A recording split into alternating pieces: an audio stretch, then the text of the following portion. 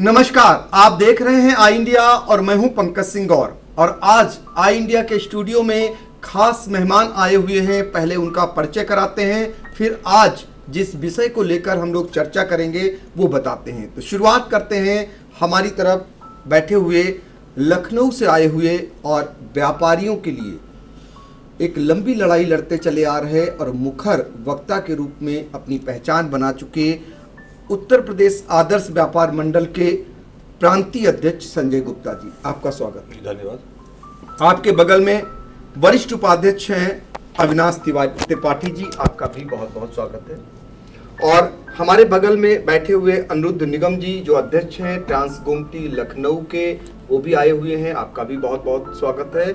और आज खास चर्चा में हरजिंदर सिंह जी जो प्रदेश उपाध्यक्ष हैं लखनऊ के, जिला अध्यक्ष भी, आपका भी बहुत बहुत स्वागत है। आज हम खास चर्चा के लिए हम लोग बैठे हुए हैं और आज व्यापारियों की पंचायत पर चर्चा करेंगे।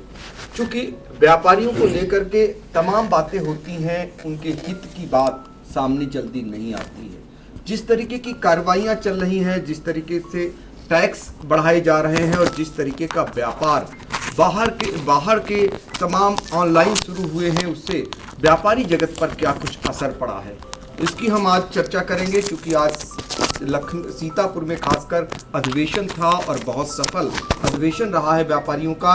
उसके बाद सीधे आई इंडिया के स्टूडियो आप पहुंचे हुए हैं, आप लोगों से चर्चा की शुरुआत करते हैं। तो संजय गुप्ता जी, पहला सवाल मेरा ये है, जो व्यापारियों की पंचायत हम लोगों ने आज एक कार्यक्रम रखा है, इसमें आपको क्या लगता है जो व्यापारी हैं, खुदरा व्यापारी हैं, वो किन किन समस्याओं से इस समय जूझ रहे हैं?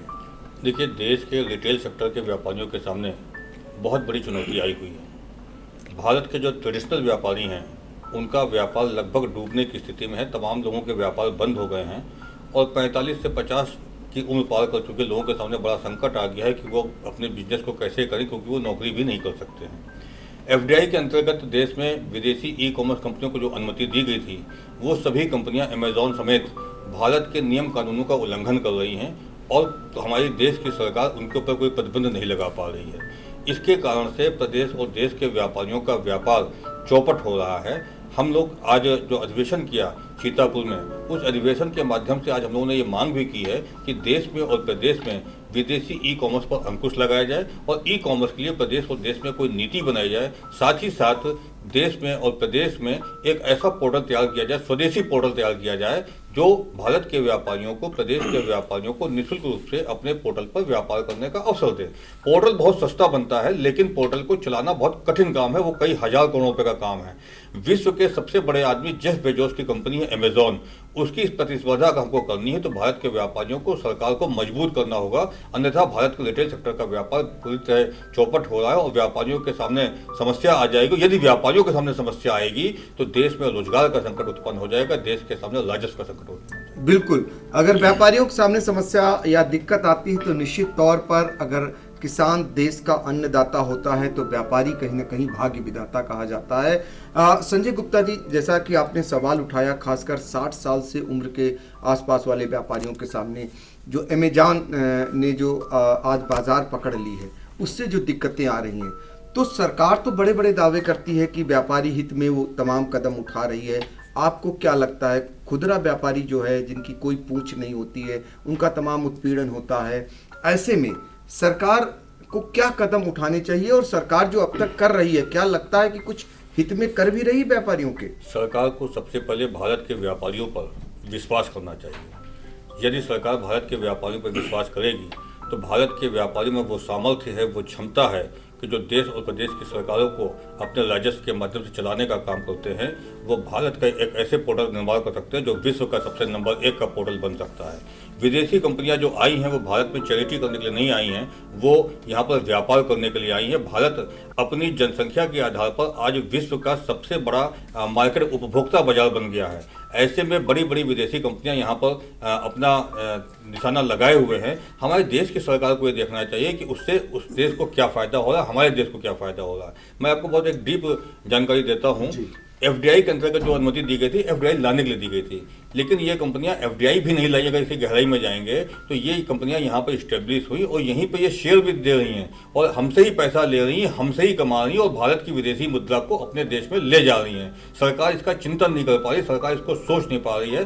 सरकार को चाहिए कि भारत के रिटेल व्यापारियों के व्यापार को बढ़ाने के लिए जो कर सकती है सब कुछ करे। वह देश में एक ऐसा पोर्टल तैयार करे, व्यापारियों के लिए ऐसी नीति बनाए कि भारत के रिटेल व्यापार बच सके। बिल्कुल, तो व्यापार हित के लिए सरकार को ये सुझाव है, क्योंकि उत्तर प्रदेश आदर्श व्यापार मंडल व्यापारियों के हित के लिए संघर्ष भी कर रहा है, उनकी लड़ाई भी लड़ता है। और सीतापुर में जो आज अधिवेशन हुआ, सीतापुर के व्यापारियों के लिए एक बड़ी जीत दिलाने का इसी संगठन ने काम किया। यहाँ पर जिला कृषि अधिकारी के पद पर रहते हुए जो उन्होंने उत्पीड़न किया, खासकर खाद्य व्यापारियों का, न कि उनका तबादला कराया बल्कि उन्हें उनका डिमोशन हुआ, ये बड़ी जीत थी।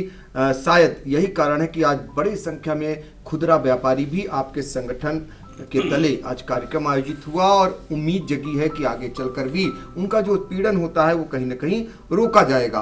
अविनाश त्रिपाठी जी, आपसे जानना चाहेंगे कि जो आज अधिवेशन हुआ है जो व्यापारियों का, आपको क्या लगता है कि अभी भी व्यापारियों के सामने जो समस्याएं हैं, जो सरकारें हैं, वो सुन रही हैं या नहीं सुन रही हैं? मुझे लगता है कि पंकज भाई, सरकार तो व्यापारियों का वाह भी नहीं जान रही इस समय।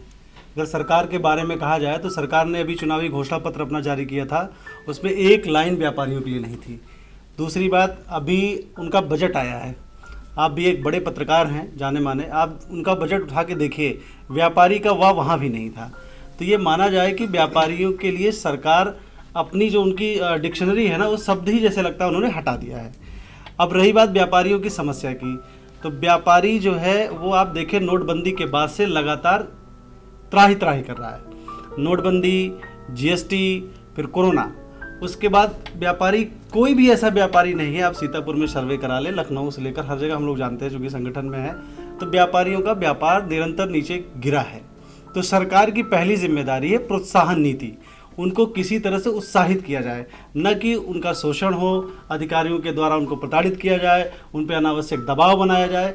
अगर इस देश को आगे ले जाना है, जैसा कि आपने कहा व्यापारी भाग्य विधाता है, अगर इस देश के भाग्य को बदलना है तो रोजगार आप दे नहीं रहे हो, तो पहले व्यापारियों के भाग्य को बदलिए। एक छोटा सा व्यापारी, जिस खुदरा व्यापारी की बात कर रहे हैं, वो अपना घर चलाता है, अपना परिवार पालता है, उसके साथ साथ अपने 2 से 3 1-2 स्टाफ के भी परिवार को पालता है, तो रोजगार देने वाला एक बड़ा माध्यम व्यापारी है।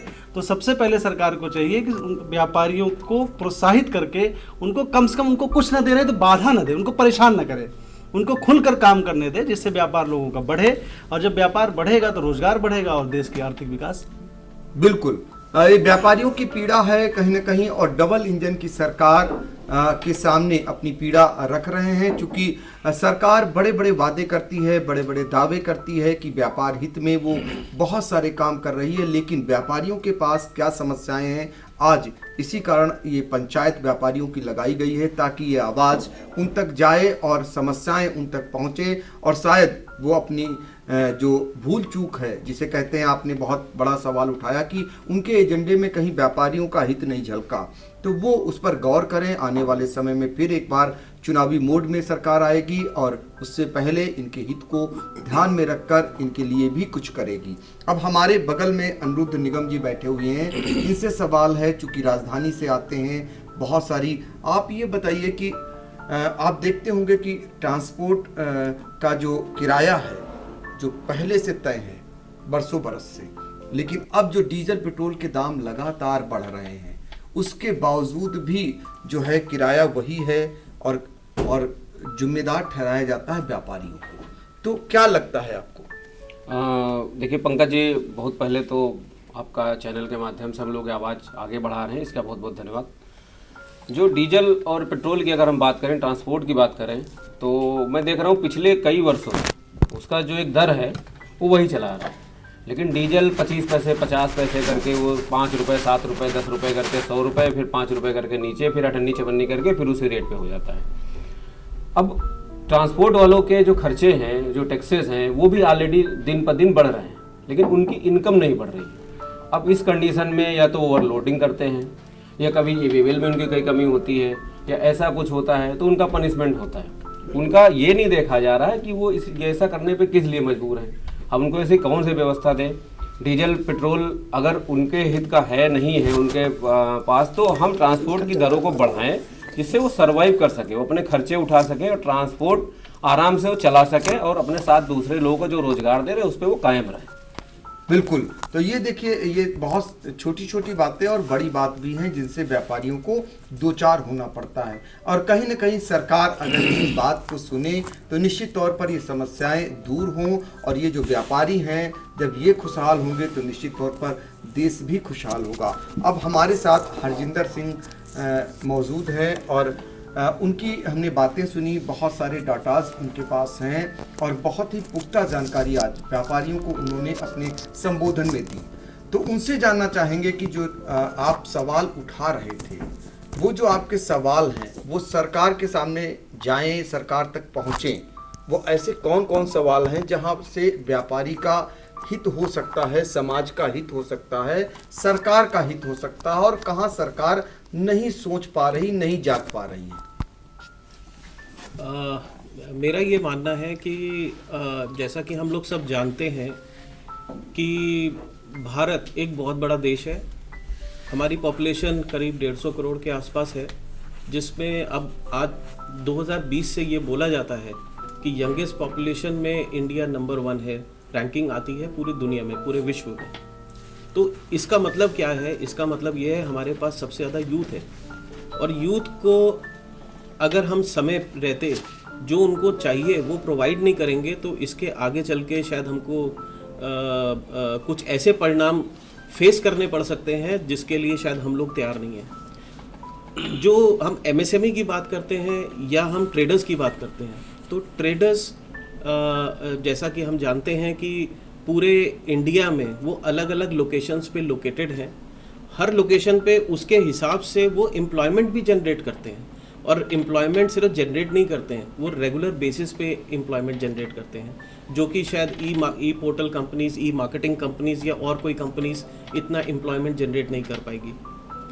इसके अलावा जो अगर हम टैक्सेस की बात करें तो टैक्सेस में ट्रेडर्स का जो कंट्रीब्यूशन है वो बहुत ज़्यादा एक्स्ट्रा ऑर्डिनरी है, क्योंकि जो भी वो सामान बेचते हैं उसका जीएसटी या इनकम टैक्स के रूप में वो गवर्नमेंट को की ट्रेजरी में बहुत बड़ा फंड पहुंचाते हैं।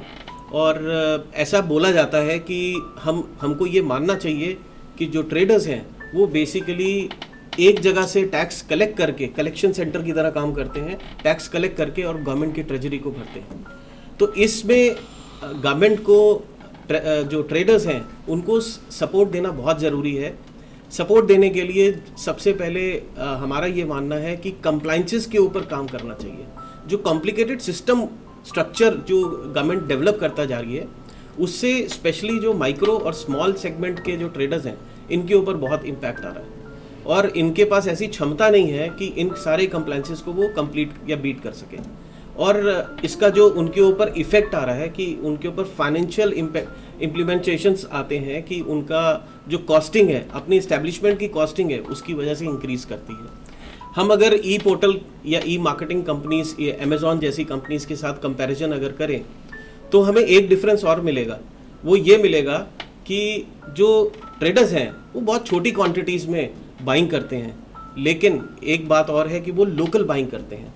ज़्यादातर वो इंडियन कंपनी से बाइंग करते हैं, जबकि जो अमेज़ॉन जैसी कंपनीज वो यूजुअली ज़्यादा से ज़्यादा अपनी जो मैन्युफैक्चरिंग इनकी रिसोर्सेज हैं वो चाइना से रिलेटेड है। तो हमें ये सोचना भी ज़रूरी है कि हम ऐसा तो नहीं है कि इन कंपनीज के को हम लोग जो सामान खरीद रहे हैं इसकी वजह से हमारी कंट्री को दोहरा नुकसान हो रहा है। बिल्कुल। अब तो बाबा रामदेव का सामान भी बेचने लगा। अब बताइए, बाबा रामदेव जी ने पूरे उसमें स्टोर खुलवाए, बहुत सारा पैसा लगाया, और वहाँ सस्ता मिलता है और यहाँ महंगा मिलता है। ऐसा क्यों?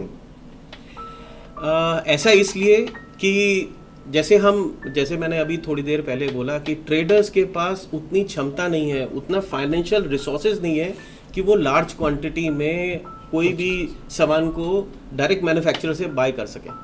वो ज़्यादातर मीडिएटर से खरीदते हैं, डिस्ट्रीब्यूटर से खरीदते हैं या सब डिस्ट्रीब्यूटर से खरीदते हैं। अमेज़ॉन के साथ एक पॉजिटिव जो उनके पास एडवांटेज है कि वो मेगा स्केल पे किसी भी कंपनी से बाइंग करके, और जब मैन्युफैक्चरर से डायरेक्टली बाइंग करेंगे तो डेफिनेटली उनकी कॉस्ट कम होगी।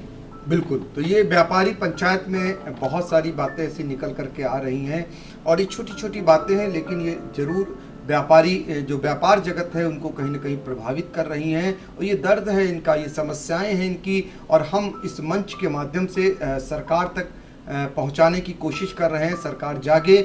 और हम आपको बता दें, जो संजय गुप्ता जी जो प्रांतीय अध्यक्ष हैं, उन्होंने एक मांग पत्र तैयार किया हुआ है। एक अधिवेशन बहुत जल्द वो बुला रहे हैं लखनऊ में, जिसमें मुख्यमंत्री योगी आदित्यनाथ को आमंत्रित कर और वो समस्याएं जो 15 सूत्री समस्याएं हैं वो वहाँ ले जाना चाहते हैं। आज उन्होंने उन 15 सूत्री जो समस्याएं हैं उनका जिक्र किया है, जिनसे हर जिले के, हर प्रांत के जो व्यापारी हैं उनको दो चार होना पड़ रहा है, खासकर उत्तर प्रदेश के।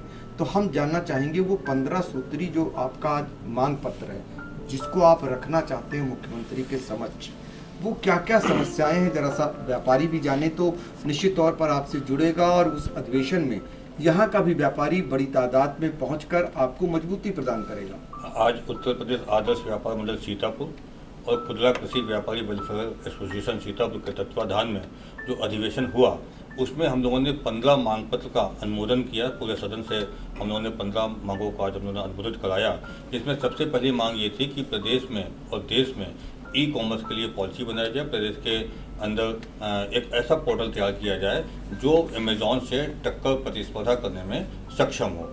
दूसरी हम लोगों की ये मांग थी कि हमें इन पे विदेशी ई कॉमर्स पर अंकुश लगाया जाए। साथ ही साथ व्यापारियों के लिए अनेक पॉलिसी बनती है, लेकिन जो पॉलिसी बनाते हैं वो लोग एसी रूम में बैठ के पॉलिसी बनाते हैं। निश्चित रूप से वो कहीं ना कहीं हमारे लिए नुकसानदेह होता है। तो हम लोगों की मांग है कि व्यापारी नीति आयोग का गठन हो, व्यापारियों के लिए जो भी पॉलिसी बने उसमें व्यापारियों को भी सम्मिलित किया जाए। प्रदेश में अनेक व्यापारी संगठन हैं, मैं ये नहीं कहता केवल मेरे संगठन को उसमें सम्मिलित किया जाए, किसी भी संगठन को लिया जाए जो अनुभवी और वरिष्ठ हो, उसको लेकर के या कई लोगों के समूह को लेकर के एक व्यापारी नीति आयोग का गठन किया जाए, जिसमें IAS अधिकारी सदस्य के रूप में हों, लेकिन पूरा उनके हाथ में न हो, ताकि अगर ऐसा होगा तो भी बात पॉलिसी ठीक नहीं बन पाएगी। तो व्यापारी नीति आयोग बने।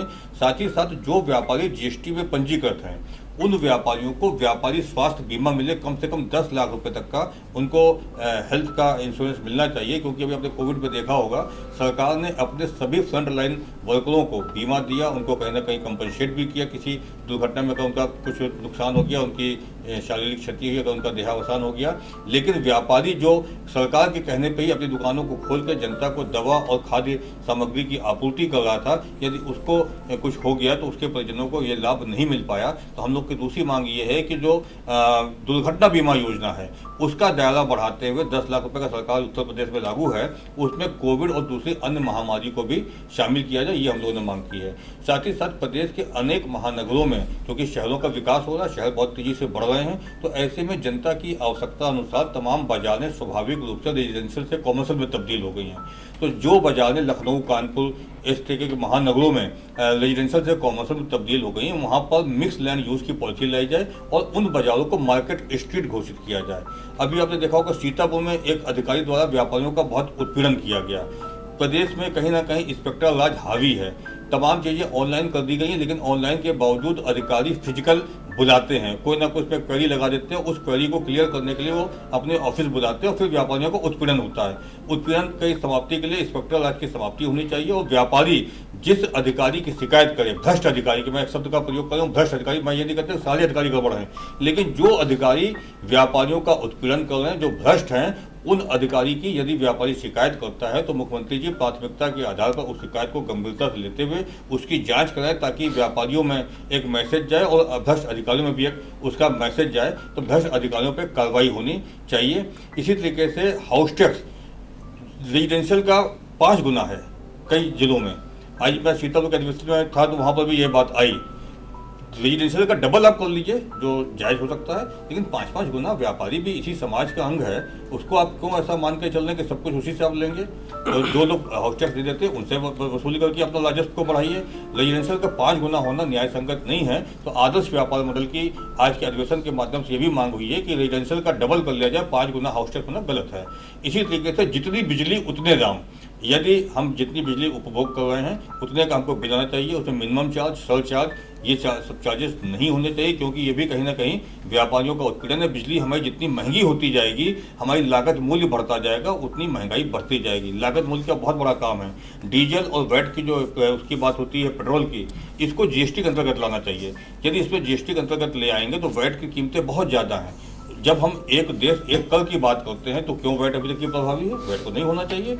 अगर जीएसटी के अंतर्गत वैट को ले आएंगे तो 18% अधिकतम उसमें जीएसटी की दरें हैं, तो निश्चित रूप से दाम कम हो जाएंगे, और जब लागत मूल्य कम हो जाएगा तो महंगाई भी घटेगी। तो सरकार को बहुत सी चीज़ों का ध्यान देना होगा, व्यापारियों को सुरक्षा देनी होगी। हम लोग की मांग है कि प्रदेश में व्यापारी सुरक्षा प्रकोष्ठ का गठन है, लेकिन वो प्रभावी नहीं है, तो प्रत्येक थानों पर व्यापारी हेल्प डेस्क बनाई जाए। ये सारी मांगे 15 मांगे आज हम लोगों ने सदन में रखी थी और उसको अनुमोदन करा करके हम लोगों ने आज पास करवाया है। लगातार प्रदेश के कई जिलों में आदर्श व्यापार मंडल सम्मेलन करेगा, उसके बाद लखनऊ में एक व्यापारी महासम्मेलन करेगा, जिसमें हम लोगों की ये योजना है कि मुख्यमंत्री जी को आमंत्रित किया जाए, किसी केंद्रीय मंत्री को आमंत्रित किया जाए और उनके सामने अपनी मांगों को रखा जाए, क्योंकि व्यापारी ही समाज का वो अंग है जो सभी चीज़ों में बढ़ चढ़ कर हिस्सा लेता है। आपने देखा कोविड काल जब आया तो सबसे ज़्यादा काम करने वाला, सबसे ज़्यादा जो सहयोग करने वाला वर्ग था वो व्यापारी वर्ग था। तो ऐसे में व्यापारियों की अनदेखी नहीं होनी चाहिए। यदि व्यापारी खुशहाल होगा, किसान खुशहाल होगा तो देश खुशहाल होगा। एक और संजय गुप्ता जी, आप आज आपने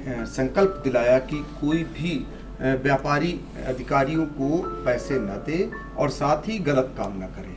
आज आपने ऐसा संकल्प भी अधिवेशन में दिलाया। जी बिल्कुल, निश्चित रूप से आज हम लोगों ने, मैं तो पूरे प्रदेश में संकल्प करवा रहा हूँ, हम किसी खुद एक तो गलत काम ना करें, दूसरा किसी भी अधिकारी को हम घूस ना दें, उसके उत्पीड़न को ना सहें।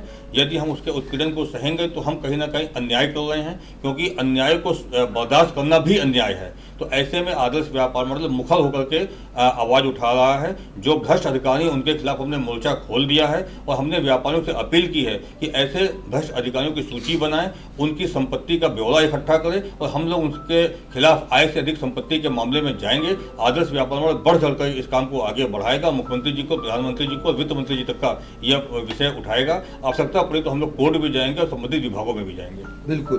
तो अब हम चलेंगे, आप लोगों के पास आएंगे और चाहेंगे कि जरा सा संक्षेप में बातें होंगी तो बहुत सारी बातें निकल करके आएंगी। तो पहला सवाल आपसे फिर से हम कर लेते हैं कि आपको क्या लगता है इस समय मौजूदा परिवेश में उत्पीड़न बढ़ा है व्यापारियों का? देखिए, बहुत सी बातें टीवी चैनलों पर कहने वाली नहीं होती हैं, लेकिन जब क्योंकि बेबाकी से बात हो रही है तो मुझे आज कहना पड़ रहा है कि व्यापारियों के साथ सरकार को जितना करना चाहिए था शायद उतना वो नहीं कर पा रही है। बिल्कुल, आपने बहुत कुछ कह दिया। और अविनाश त्रिपाठी जी, ये बताइए कि नोटबंदी का आपको व्यापारियों को फायदा हुआ या नुकसान हुआ? नहीं, मुझे लगता है कि व्यापार को जो है सबसे बड़ा नुकसान जो है नोटबंदी से हुआ। अगर आप इसको देखें कि नोटबंदी के बाद से जिस तरीके से मार्केट गिरी, उसके बाद से मार्केट ने कभी पुष्ट पकड़ा ही नहीं, ऊपर मार्केट उठी ही नहीं। मैं आपको उससे आगे की बात बताऊंगा कि सरकार के दिमाग में ये बन गया है कि व्यापारी हमारा वोटर भी है, सपोर्टर भी है। उसको लगता है ब्लाइंड जो है व्यापारी हमारा वोटर सपोर्टर है। हो सकता है इसलिए ध्यान नहीं दे रहा, लेकिन एक व्यापारी होने के नाते, एक व्यापारी संगठन का कार्यकर्ता होने के नाते सरकार से मेरी आपके चैनल के माध्यम से अपील है कि सरकार, जैसा कि हमारे भी प्रदेश अध्यक्ष जी ने कहा, कोई भी नीति बनाए। मैं कह रहा हूँ कोई कानून बन रहा है किसान के लिए, कोई कानून बन रहा है व्यापारी के लिए, कोई कानून बन रहा है आम आदमी के लिए, सिविल सोसाइटी के लिए, तो उसमें जब कानून बनाते समय उनके प्रतिनिधियों को क्यों नहीं शामिल किया जाता? आज जीएसटी में 1137 संशोधन होने के बावजूद भी वो लगा ऐसे बना हुआ क्रिटिकल है, तो क्रिटिकल कंडीशन उसकी भी आज भी इतनी सारी समस्याएं हैं कि व्यापारी उससे उलझा हुआ है। आखिर ऐसा क्यों? अरे संशोधन करते समय व्यापारी संगठन के नेताओं को बुलाइए, व्यापारी विशेषज्ञों को बुलाइए, वो अपनी बात रखेंगे। लेकिन चूंकि अधिकारियों से नियम कानून बनवाना है और अधिकारियों को आप समझते हैं कि अधिकारियों को व्यापारियों के बीच में जाके क्या करना है। सरकार का हितैषी व्यापारी समाज है, उसमें कोई दो राय नहीं। बहुत सारे सुधार की कोशिश भी की गई है, लेकिन ब्यूरोक्रेसी पे नज़र रखने की ज़रूरत है, सिस्टम पे नज़र रखने की ज़रूरत है। सिस्टम जो है व्यापारियों को इसमें बहुत ज़्यादा प्रताड़ित कर रखा है। इसमें कहने में, और रही बात जैसे आपने कहा उत्पीड़न बढ़ा है घटा है, मैं बहुत दावे के साथ कह रहा हूँ करप्शन और उत्पीड़न दोनों बढ़ा है। ये देखिए सब कुछ निकल करके सामने आ रहा है। और सबसे खास बात यह है कि सरकार का कहीं ना कहीं सपोर्ट करते हैं। जब नोटबंदी हुई तो सरकार के समर्थन में सब खड़े थे, जीएसटी लागू की तब भी सरकार के समर्थन में खड़े थे। लेकिन सवाल इस बात का है जो कानून बनाते हैं, जिनके लिए बनाते हैं, कम से कम उनसे उनकी राय तो ली जाए। अभी किसान आंदोलन में देखा गया कि किसानों का जो बिल लाया गया, किसानों को उसमें नहीं रखा गया। आखिर में सरकार को पीछे आना पड़ा और उसे वापस लेना पड़ा। तो ऐसी नौबत क्यों आती है? इतने संशोधन होने के बाद जब नोटबंदी सफल नहीं हुई, फिर जीएसटी को लागू कर देना वो कितना हितकारी है। और बराबर संशोधन पर संशोधन सरकार किए जा रही है। तो असली बात जो निकल करके ये आ रही है कि अगर सरकार जिसके हित के लिए कार्य करती है, कम से कम उनके संगठनों के लोगों को, जो जानकार हैं, उनको कम से कम सम्मिलित करे और जो बैठकर अधिकारियों से वो नए कानून बना लेती है, वो गलत होता है और उससे सफ़र करता है वो समाज, वो संगठन, वो जिसके लिए कानून बनाया जाता है। तो अब हमारे पास अनिरुद्ध निगम जी, आपसे भी यही सवाल है कि सरकार ने, खासकर डबल इंजन की सरकार, मोदी जी की सरकार हो, योगी जी की सरकार हो, उन्होंने जो नए नए नियम लाए वो व्यापारी हित में हैं, आपको लगता है? देखिए, जो सरकार ने नए नए संशोधन या नए नियम जो लागू किए हैं व्यापारियों पे, जब जीएसटी लागू किया तो ये कहा गया था वन नेशन वन टैक्स। हम लोगों ने, हमारे संगठन ने सबसे पहले उसका स्वागत किया था। जब वो हम लोगों पे लागू हुआ तो उसके अंदर जो खामियां हैं वो निकल करके सामने आना शुरू हुई। उन खामियों के संगठन और अन्य व्यापारी और अन्य जो व्यापार मंडल के लोग हैं उन्होंने लगातार आवाज़ उठाई। उस पर नियम रोज़ के रोज़, जैसे अभी अविनाश जी ने बताया कि रोज़ के रोज़ संशोधन होते गए। फिर उसके बाद जो नोटबंदी का असर था, नोटबंदी को आपने नोटबंदी कहा, फिर जब वो एक तरह से फेल हो गया तो आपने कहा हम डिजिटलाइजेशन कर रहे हैं उसका, हम पूरे इंडिया को डिजिटल प्लेटफॉर्म देंगे और हम ऑनलाइन ऑनलाइन व्यापार करें, ऑनलाइन आप पैसा जमा करें, आपको बैंक में जाने की ज़रूरत नहीं। मेरा इलेक्ट्रॉनिक का कारोबार है, मैं रोज़ ये देखता हूँ कि एक 10,000 का प्रोडक्ट हम कस्टमर को बेचते हैं, फिर वो मुझसे कहता मेरा कार्ड स्विप कर लीजिए, तो हम मुझसे कहते हैं भाई साहब 2% लगेगा, क्योंकि बैंक काट करके देता है या रिटर्न में है। तो कहता नहीं भाई, माननीय प्रधानमंत्री जी कहते हैं हमने तो डिजिटल कर दिया, इंडिया को 1 पैसा नहीं लगता। हर बैंक चार्ज करता है स्वैप मशीन का, ऑनलाइन ट्रांजेक्शन का, जो आज बढ़ते जा रहे हैं 5-5 रुपये, 4-4 रुपये करके महीने का। हर एक ठीक ठाक व्यापारी का 10,000 20,000 रुपये बैंक के लिए ले रहे हैं। सरकार को उस पर लगातार कहा जा रहा है, सरकार को संज्ञान है, उस पर कोई काम नहीं करते हैं। बाकायदे हम जो भी कलेक्शन करते हैं, जो भी चीज़ें करते हैं, हमारे पास अगर एक दिन अगर हम लेट करते हैं तो हमारे ऊपर डेली की पेनल्टी है। सरकार का EB बिल ना चले, सरकार का जो है वेबसाइट ना चले, तो उस पर उनका कहीं कुछ नहीं है। अधिकारी जो हमारे पैसे से सैलरी लेते हैं, वो हम लाइन लगा के अपनी बात उनसे कैमरे में कह के जाते हैं, वो हमारा ही शोषण करते हैं और हमारे ही पैसे से उनकी सैलरी जाती है। तो हम लोग सरकार से ये मांग करते हैं कि जो आप जनता को दिखा रहे हैं, आप दिखा रहे हैं हमने डिजिटाइज कर दिया सारा कुछ, नोटबंदी कर दिया, चलिए ठीक है, आपने व्यू से किया होगा, ठीक किया होगा, अच्छा किया होगा। हमारे लोग लिए तो सोचिए, ऑनलाइन पे अगर आप अभी क्रेडिट कार्ड से पेमेंट करते 1 रुपया नहीं कटता आपका, लेकिन जो ऑफलाइन व्यापारी हैं उनके साथ ये दोहरी भूमिका क्यों? बिल्कुल सही बात। दोहरी भूमिका आपका निभा रहे हैं और यही भी चाहते हैं समाज में चंदा देना हो, कोई वैक्सीन लगानी हो, भाई चलिए व्यापार मंडल लोग कैंप लगवाइए, वैक्सीनें लगवाइए। आपका कोई योजना हो तो उसको कौन आगे पहुंचा रहा है? घर घर गांव गांव तक हम लोग बीड़ा उठाते हैं, पहुंचाने का व्यापारी पहुंचा रहा है। कहीं कोई मुसीबत आए तो चंदा कौन दे रहा है? व्यापारी दे रहा है। सबसे ज़्यादा अनाज, सबसे ज़्यादा राशन कोविड में व्यापारियों ने बांटा। आपने वकील से लेकर के हर एसोसिएशन को आपने कहा कि इनको हम दुर्घटना बीमा देंगे, इनको हम पेंशन देंगे, इनको। व्यापारी के लिए क्या किया आपने? 1% 1 रुपए की योजना आपने व्यापारियों के लिए कहीं नहीं दी हुई है। केवल आपको लगता है व्यापारी कमाए और हमारा टैक्स भरे और अधिकारियों को घूस दे, अधिकारियों का काम चलाए। बिल्कुल, मतलब कहने का मतलब है व्यापारियों को सरकार ने सुविधाएं नहीं दी, बल्कि टैक्स बढ़ाते गए और उनकी परेशानियां और बढ़ती गई। कुल मिलाकर के इस सरकार में ये निकल करके आ रहा है। हरजिंदर सिंह जी, आपसे जानना चाहेंगे कि हर तरफ ये आवाज़ आ रही है कि महंगाई बढ़ गई है। आप लोग व्यापारी जगत से आते हैं, व्यापार जगत से आते हैं, आपसे ही होकर के व्यापार जाता है, तो आपके पास पैमाना सबसे सही होगा कि कितनी महंगाई बढ़ी है। अगर बात करें 10 सालों में या 7 सालों की बात कर लें तो कितनी महंगाई बढ़ी है 8 सालों में? अगर हम पिछले 10 साल की बात करें तो इन्फ्लेशन तो मेरे ख्याल से इस समय ऑल टाइम हाई पे चल रहा है। और भारत को, जैसा हम सब जानते हैं विश्व में, कि हमारी कंज्यूमर बेस्ड इकॉनमी है। हम जैसे जैसे अपना कंजम्पशन इंक्रीज कराएंगे, हमारी इकॉनमी वैसे वैसे इंक्रीज होगी। शायद इस पॉइंट को ओवरलुक किया जा रहा है। अब बाइंग पावर कैसे इंक्रीज होगी जब तक कॉमन आदमी के पास हाथ में उसके पैसा नहीं होगा।